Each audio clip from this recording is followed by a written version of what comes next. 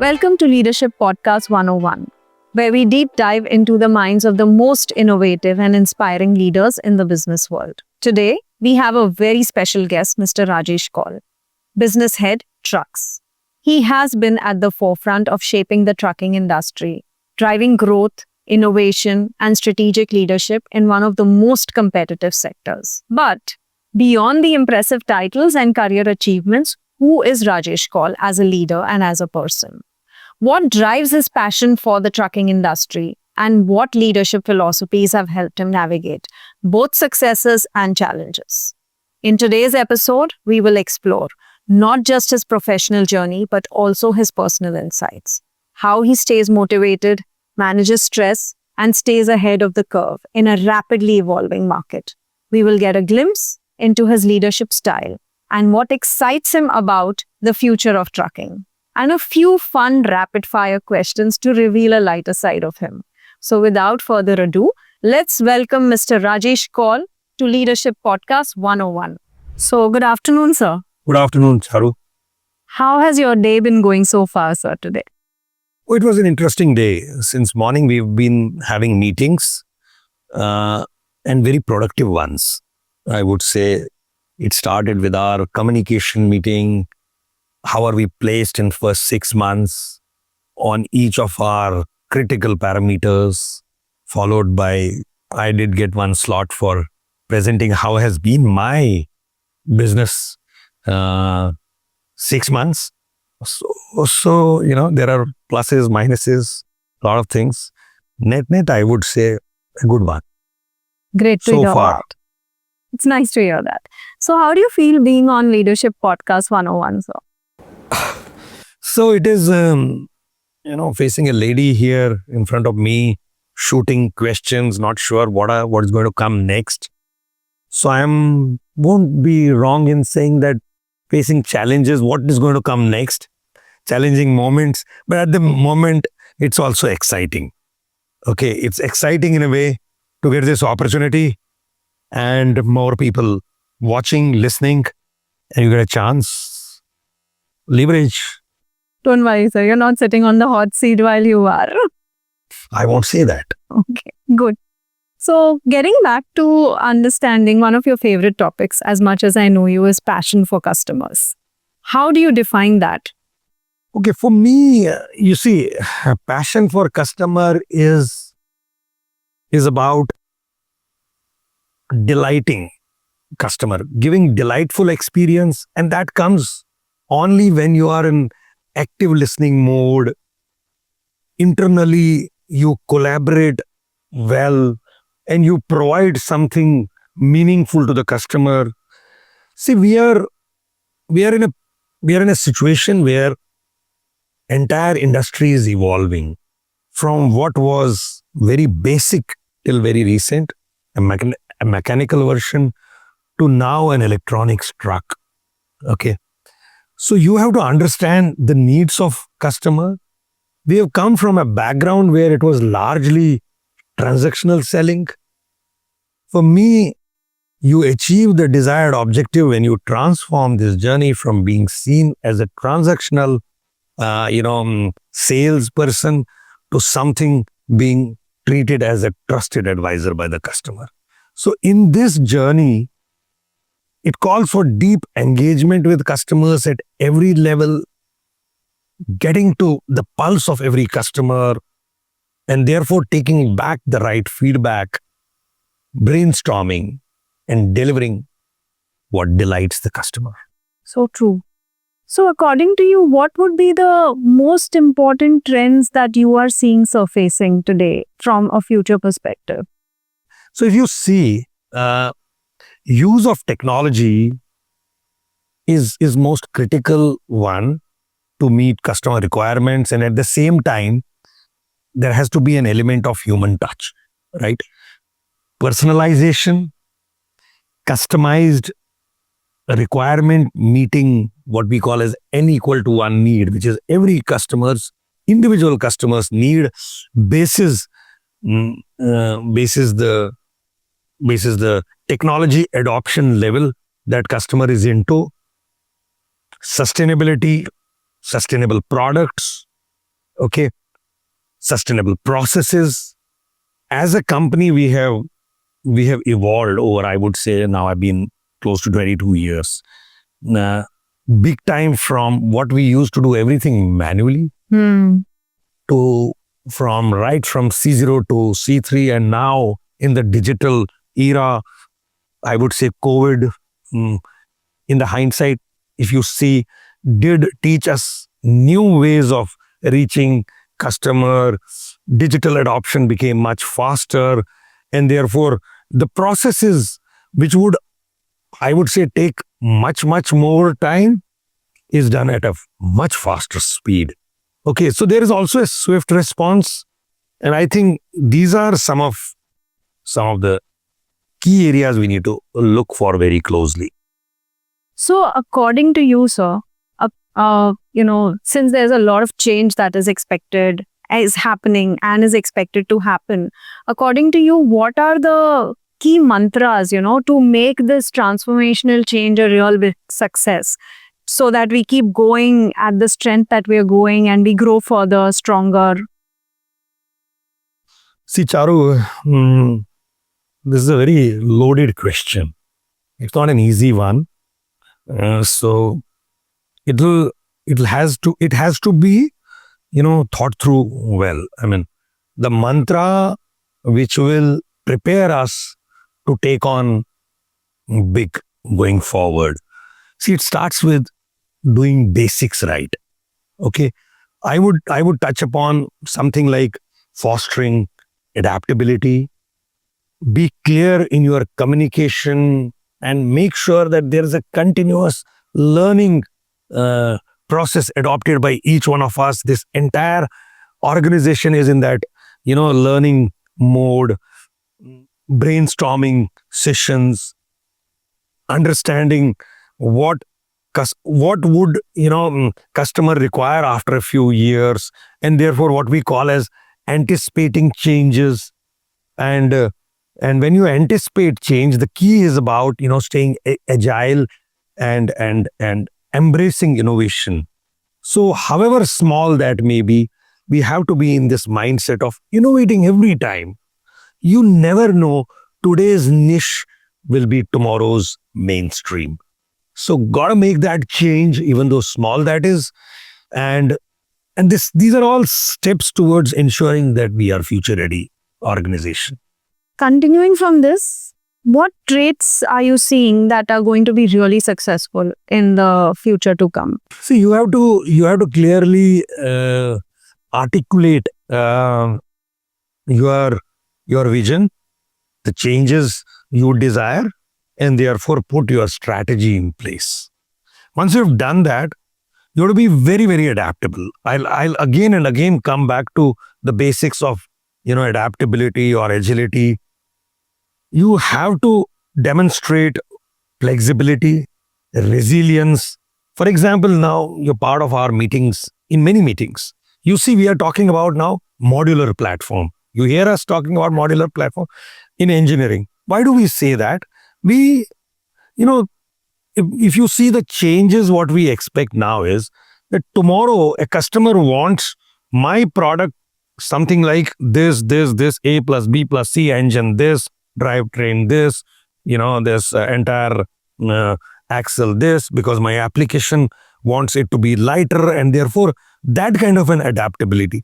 This modular thinking has come now on product. It has to be across organization, across levels, and that is the change I want us to see. We have to be, I would say, empathetic.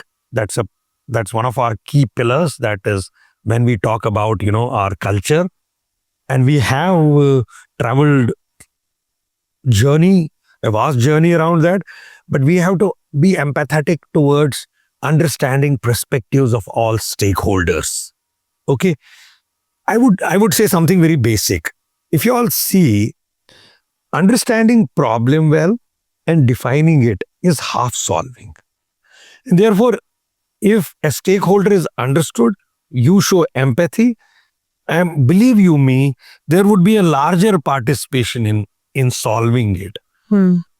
Humility recognize limitations, get into this mode of seeking continuous feedback, providing continuous feedback. And this I often say, feedback through the journey and not at the gate. It's extremely critical. Absolutely. The journey is what makes the difference. Journey is going to make this. It's not just the destination always. No. Share with us something from your career, that moment, which is very, very close to you and very, very special to you. Something that you'd like to share with everybody. I have multiple stories. Some are very recent. Some I would go maybe a decade or more than that back. I've been in these trucks a long time. One of the more, and largely to begin with in North, that time I was in Delhi. Rajasthan was one of the critical markets, huge markets, and advanced markets. Advanced markets in the sense that it adopted prime movers or tractors, what we call as with a trailer, etc., carrying cement, much before the rest of the country would have done it. The rest of the country we see now, but Rajasthan is 2 decades before. Tata Motors that time was actually struggling. We used to have Kaul vehicles in our prime movers. A market share, I'm reminding us of 2003-4, was in range of 30 and 40. Okay, we used to have a product 3015 Kaul, we used to have 3516. What have been some game-changing moments for me? Like I say that you meet tough customers, challenging customers, or in a way, if I have to say, taking bull by horns. Even if they have grudges, they have disappointments they have bad experiences with our product, but then I'm sure the solution will also come from there. So I'll tell you, in starting 2005 January, I would go there, spend time with the customers, tough customers, travel in the truck for hundreds of kilometers. Okay, in the process, pick up some learnings from drivers. What do they like about us? It's not about liking about us or not liking about our products. It's also about what do they like about competitor products and what do they not like about competitor products. So it helps you devise your game plan accordingly. I tell you, it did help me. And I was in that market for some time, not in Rajasthan particularly, but northern region. So coupled with the new products, we transformed this thing by understanding, by being agile, by meeting customers, by showing empathy, by being, right there in the center stage. I mean, leading from the front, if I may say. So we got into good market share growth to the extent that we reached even 70% in trucks. There was a big transformation for us. I was in regional manager in North starting 2010 November till 15. One of the key things that point in time was what would we do after 10 years? How would we be seen as market-friendly and future-ready organization as far as channel goes?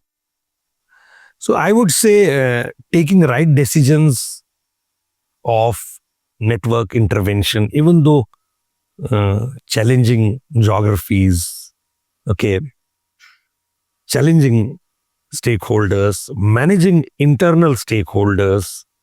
So all that, I would say, was navigated well. That's helping us now, because now we are a decade and a half after that, November 10 and actually 15 years now.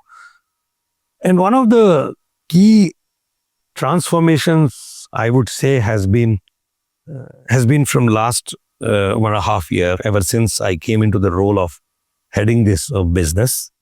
Okay. See, competition is only becoming intense, more intense.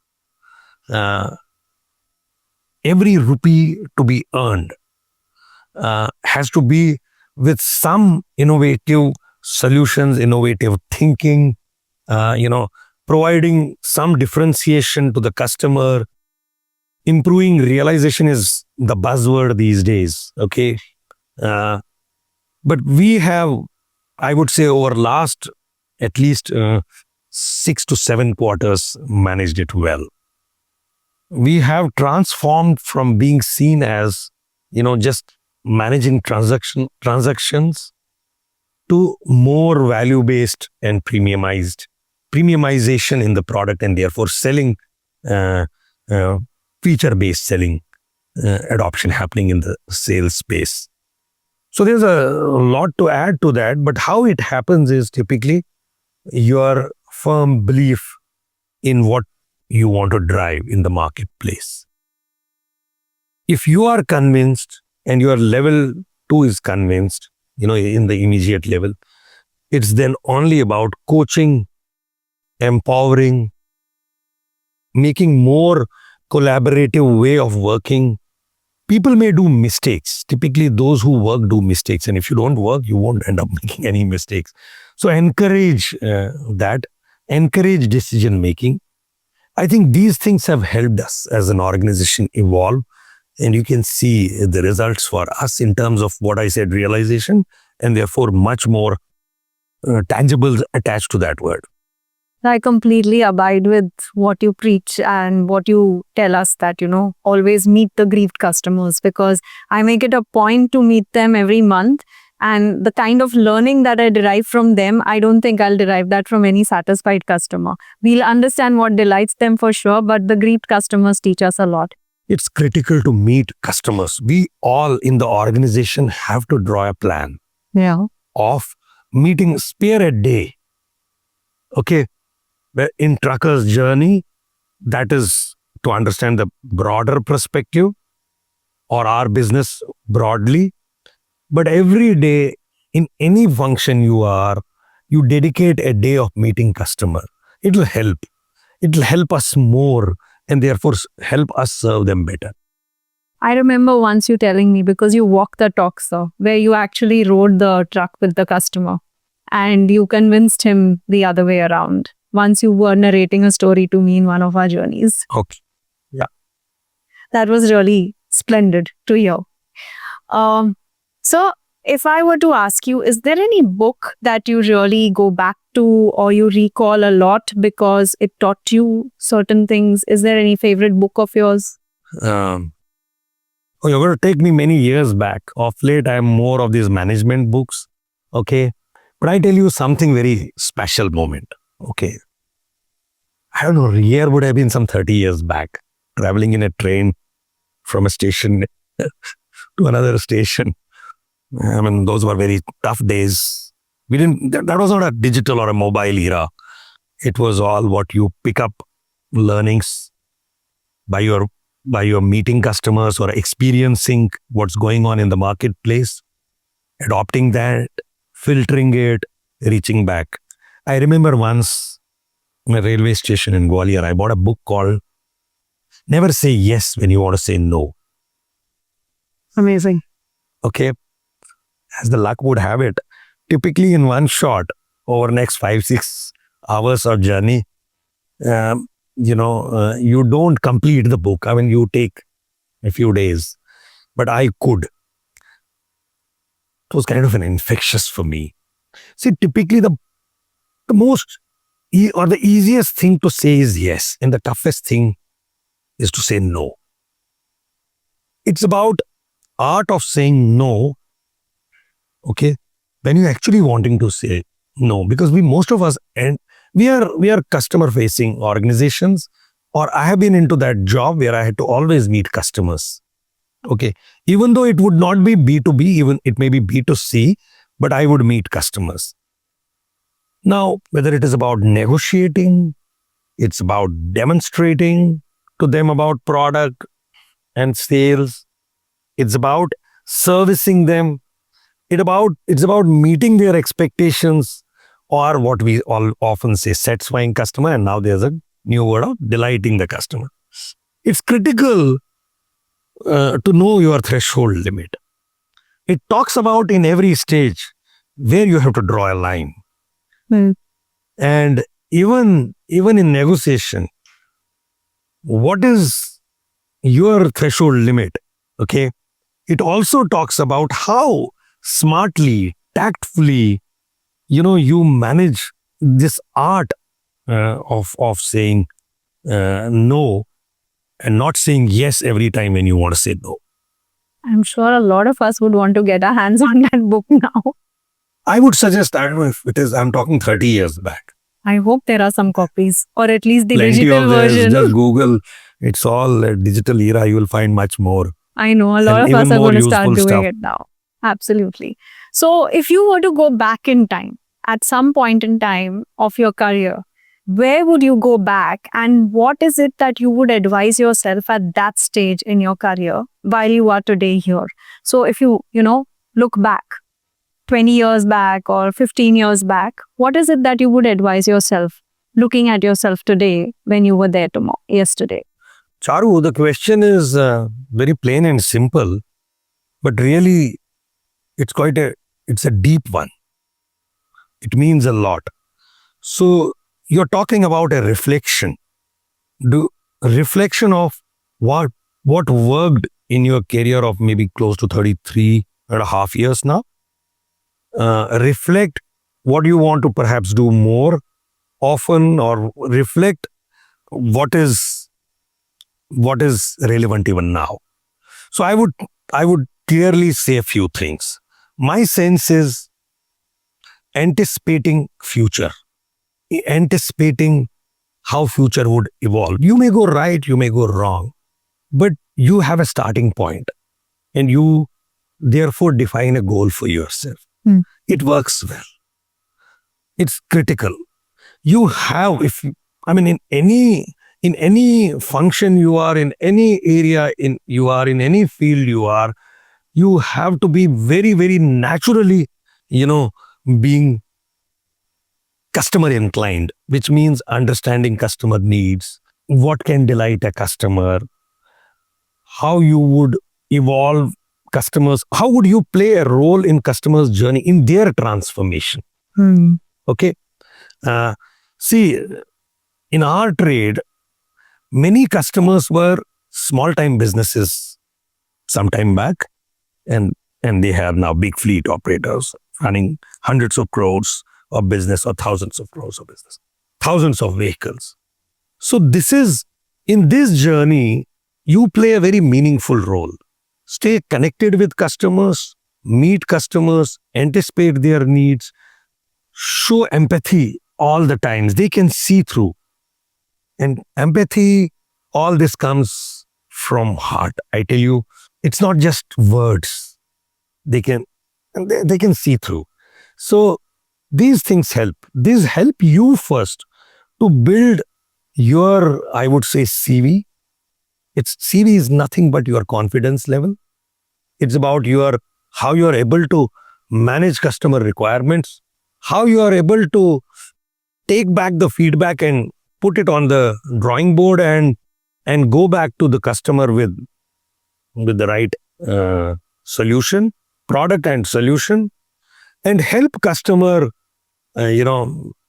become far more profitable. So that is on one side, and internally, this entire thing has to be internalized. The organization, what we say today is, become bold and show empathy and take audacious goals and all that. See, all this comes when you're clear on the ground zero, which means what is it that you want to achieve? Okay, are you collectively internalizing these? We call them as targets, but it is about setting up what I want to see after 5 years and after 10 years for these organizations. Any product which is hit at this point in time, somebody at some point in time has worked hard for that.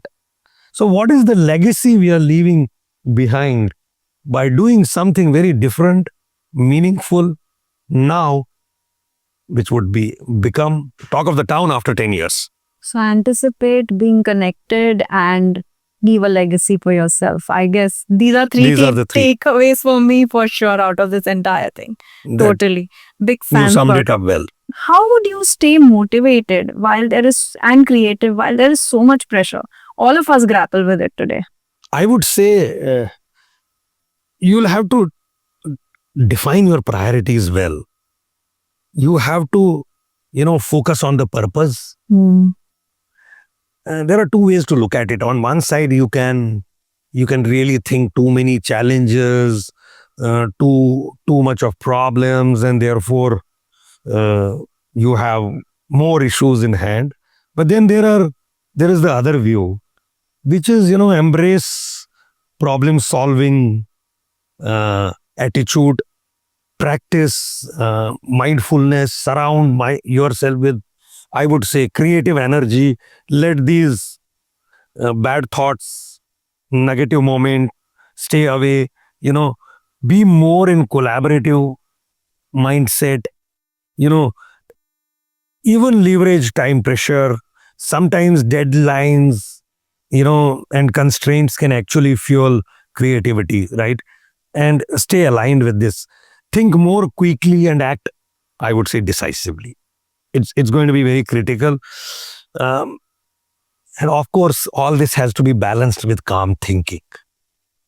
Uh, Easier said than done, but it works. It works for me. And if I stay flexible, I'm open to listening, learning. It works with me. I celebrate wins, even though they may be small. Uh, and frankly, I always tell myself, if if not you, who could? Wow. So see, that's one of the most motivating factors. Instead of asking you or you asking me a bottle of Sin Cara, I think we got to carry our Sin Cara ourselves now. True. And whenever you have an issue, you have a challenge, just pat your back, buddy. You can do it. And if not you, who else could? And stay positive, stay calm, acknowledge your efforts. These are some of the pointers, I think. These work for me and these will work for anyone. We become self-critics, but we don't pat ourselves enough. Sometimes you have to pat your back. Yeah, we should do But- that, all But of us. those should be rare moments. Yes, I'm sure we all will strive to identify them. Yeah, we'll have plenty. Yes. From your childhood, going back to, the yesteryears, is there, any perspective that has influenced you, which has, helped you in being more, in making better decisions in life, or shaped your journey in a certain way, in the way that you had always wanted it to be? It's been a contribution to your future. Any Oh. memory? Charu, now this is a different question. Okay. Perhaps I would say out of syllabus, but we should have something out of syllabus also. It doesn't make, it's got to be fun also sometimes. So it takes me back to my childhood days. You're actually taking me to, I come from a place called Srinagar, Kashmir. You've been there, by the way. With you, sir. Last year I took you all there. And you were an amazing, while you were not High the in host, but a spirits. great host. Great host. Yeah, I got to be. So we had this, it was very natural for us in school days to run, do cross countries, go for summer camping, to go for trekking. It was very natural. And I don't see this is very natural these days for kids. So, because we had all this nature around us, and summer time when we used to have those hot days, and hot, by the way, was max temperature of 35. So we would go to the hills, and it was mandatory. It was mandatory during school days. I tell you, there were very challenging moments in all these. When you are a kid, I would say class 5th to 7th, 8th, hardships en route when you are camping at 10,000 feet, 7,000 feet. And schools would also encourage, parents would encourage those days. So it becomes very, adaptability or adoption of challenges become very natural to you. Okay. And I tell you, now that you have asked very personal question, it happened so that after my 12th, I first time went out of Kashmir to Punjab. See, it was very new place, first time boarding train. Okay. And first time non-local. and a different language. So you won't believe. I mean, I kind of adopted to that uh, environment, circumstances, challenges very quickly. I'm talking about late 80s. So again, very challenging times, tough circumstances. Even food wise, it was not what we are. Very different. So from childhood days, these taking challenges and adaptability has been very naturally coming to my help now. Okay, uh, meeting people, getting into different cultures is helping now. Uh, Foreseeing what could come next. What I said little while back is anticipating the challenges, or anticipating the requirements, or anticipating the changes, or anticipating the evolution which is likely to happen and evolve. This entire evolution was very natural for me. I don't know. I mean, then adopting to from 35 max temperature to 45. So all these situations and early adoption helped, and it's coming to me So now your also. sense of geography is really envious. Yeah, I've traveled across every place in the country, and some foreign countries also, deep into those countries. Any favorite movie? Why? See, off late, movies are restricted to only, I would say, these weekends. Okay. Earlier days, we were very natural because those were Fridays and Sundays. Used to have this Western music mandatory, and English movies would come in our selected theaters. So I would watch them, nothing in particular, but off late I saw this Denzel Washington's Equalizer and I loved it. For the killing instinct he had in that, a lot of things, assertive, I would say, and driving towards some purpose. But there are plenty of them that we leave for some other day. Sure. Okay. Your favorite historical character who you'd really like to go back and meet in time if you had the opportunity? Charlie Chaplin. Yeah. Yes. Hey, listen, it's very difficult to difficult to do specifics always. You said what motivates you. Just put yourself into his role and think. I've read something about him, and I always kind of get inspired how he has kind of done it.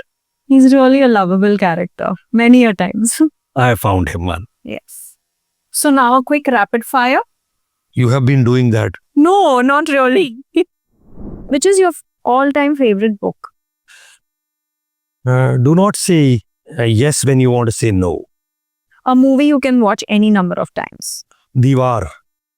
A superpower you want to be, like teleportation, flying, becoming invisible. What is it? Yeah, mind reading. Which is your go-to social media handle? Is it Facebook, Insta, Twitter, YT? It is currently Facebook, but I need to switch over to LinkedIn now. Okay. Conscious effort. Conscious effort. Music you unwind with? Yes, I have been greatly remembering of late, what should I say, Kishore Kumar, and I'm fond of his songs. 3 things that your children have taught you. Oh, that's very interesting one. So children teach me every day, but what they have taught me being patient. They say that be assertive, but you have to be more humane. Okay, human angle. And they say that you got to take time for yourself. These are very critical things, and honestly, I'm working on all these things. Though I did disagree in the beginning, I didn't mention them because I thought I was in some of these areas already plus. But if you might as well take the feedback. What's your comfort food? Comfort food? Yeah, okay. So I love continental stuff. Okay. And your favorite holiday destination? I would love to go to Venice. And your most favorite sport icon? Virat Kohli. Had you not been in this profession, what would you have been doing? Teacher. Okay. Any subject? I would have been teaching history or maths or perhaps management sessions I would have been taking. To tell you the truth, I'd guess the first two in my mind. You would say history and maths. Really? Yes. Your favorite weekend getaway? So we typically go out on trekking. It's very close by, and I love doing that. Okay. The number of languages you can speak and which ones? Oh, I speak quite a few. Okay, I know Kashmiri very naturally, English, Hindi, Punjabi. I know to some extent, understand Bengali, Marathi, understand bit of Turkish, and Urdu, and and most of these I read write also. Favorite color? Blue. A movie on you. Who plays you? Sylvester Stallone. Okay. One thing you cannot leave home without. Without my pen. Great to hear that in the age of mobiles. Pen. I'm very conscious. If your leadership were a song, which song would it be? Okay, Papa कहते थे बड़ा नाम करेगा. This takes me back to because those are actually that was our third year engineering and every year we kind of had a get together of college friends sometime back, and we were actually remembering playing this repeatedly, and I would kind of it very naturally came to me. Which is your most fond memory of being a part of Tata Motors and the most funniest memory as part of Tata Motors? The fondest memory has been, immediately we took this journey of transforming the way we've been selling vehicles, trucks in particular, and it started from August, September 22. And then when we saw the results in the immediate quarter, that was quarter 3, October, December 22. And it was really exciting to see what we brought on the table, and collective efforts of some of us and a larger organization worked. So this was really a very, very fond memory I would like to cherish. And each one of us actually, we and thereafter it became routine, but it was one of the key moments and deciding for many of us, because of the way we transformed this entire journey from transaction to value-based selling. So that is what I will remember in Tata Motors, my fondest memory. Thank you so much for being a part of Leadership 101. It was lovely having this conversation with you and knowing you a lot more than what we already know you.